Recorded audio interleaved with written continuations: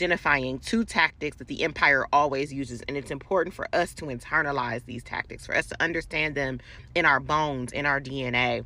The first tactic is that when corporate and political power globally feels threatened, there are two things that they will do. The first thing that they will do is they will offer symbolic gestures. They will give you holidays. They will start committees. They will create jobs to study the problem. They will use high profile, marginalized people, especially Black people, as leaders and put them in positions in order to give you the impression of progress, in order to create optics of progress. That's the first thing that they will do. They will create optics of progress, holidays, committees, task force, new roles in the company, or they will choreograph high profile, especially Black people in positions of power to give the optics of progress. That's the first tactic. The second tactic that they will do is they will rebrand the oppression. They will rebrand. They will tell you that they're making substantive changes, but the mechanisms, the goals, the objectives have not changed. Only the branding, the packaging of the thing changes, right? This is a lot of the discourse around police reform and around no knock warrants and this kind of thing. They'll rebrand it, but they're not going to change the aims, the goals, the machinations, the internal workings of these enforcement arms, of these arms of power. So those are the two main tactics, that optics of progress and then the rebranding of the oppressive, harmful, exploitative entity or practice, right? We've seen these two things come up recently. We've seen two very well-known instances of this. The first was in 2020, where protests against police brutality caught like wildfire across the globe. Not only did millions of people, something like 26 million of people in the U.S., almost 10% of the U.S. population, not only did we participate here, but people around the world participated against their own oppressive and brutal police forces. When you saw that, you saw Congress kneeling with kente cloth. You saw Juneteenth become a holiday.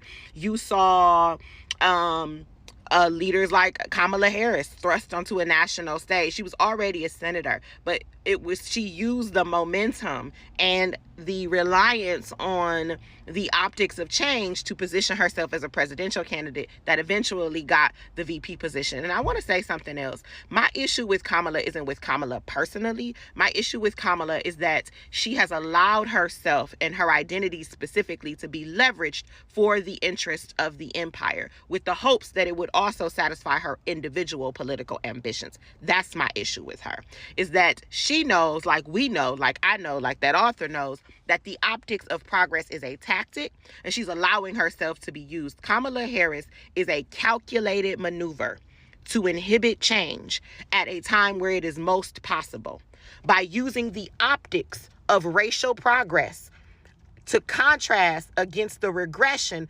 threatened explicitly by the right, when in reality all that does is recast the status quo as progress and gives cover to white liberals to not push for more. It allows us to remain comfortable and to believe the system is working because we have the optics of progress contrasted with the explicit rhetoric of regression, when in reality our status quo is causing regression, and perpetuating the status quo is also a dangerous threat to us. The status quo has brought us to the brink of climate change. The status quo has caused the wealth inequality to grow as much as it is. The status quo is failing us in our education system, in our healthcare system, and so forth and so on. The status quo is anti-liberation. The status quo is anti-progress. And so by recasting the status quo as progress, because we have explicit regression threatened on the other side, we are locked in to a system that inevitably leads to mass death, that inevitably leads to more suffering for everyone, because we're all being exploited to varying degrees, but still all being exploited. And the status quo is invested in our exploitation. It feeds off of our oppression. Now,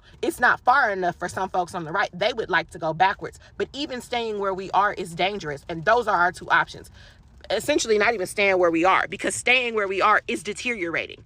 you can see it around you. We're talking about societal collapse because the status quo is deteriorating. So the status quo is also regression. It's just not explicit gas on. It's not explicit. It's not overt.